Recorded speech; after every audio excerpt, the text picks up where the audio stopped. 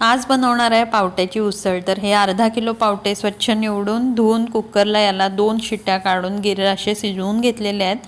2 कांदे इथं बारीक चिरून घेतलेले आहेत। सोबतच मिक्सरला टोमॅटो, भाजलेले शेंगदाणे, कोथिंबीर, आलं आणि लसूण हे सगळं वाटून घेतलेलं आहे। तेल घातलं इथं 3 चमचे। त्यामध्ये कांदा छान सोनेरी कलर येईपर्यंत परतून घेतला आहे। त्यानंतर यामध्ये चवीनुसार लाल तिखट, मीठ आणि गरम मसाला पावडर घातलेली आहे। हे सगळं मिक्स केलं आहे आणि त्यानंतर वाटलेला इथं मसाला देखील घातलेला आहे। तर मसाला तेल सेपरेट होईपर्यंत इथं परतून घेतलेला आहे आणि त्यानंतर यामध्ये आता मी शिजवलेले जे पावटे आहेत ते घालणार आहे।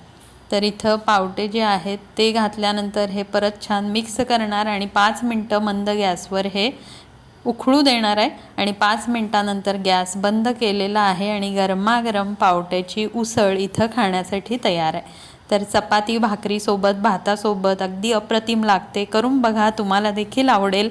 आणि या ठिकाणी हे गोड लोणचं लिंबाचं याची देखील रेसिपी चॅनलवर आहे, जरूर बघा। धन्यवाद।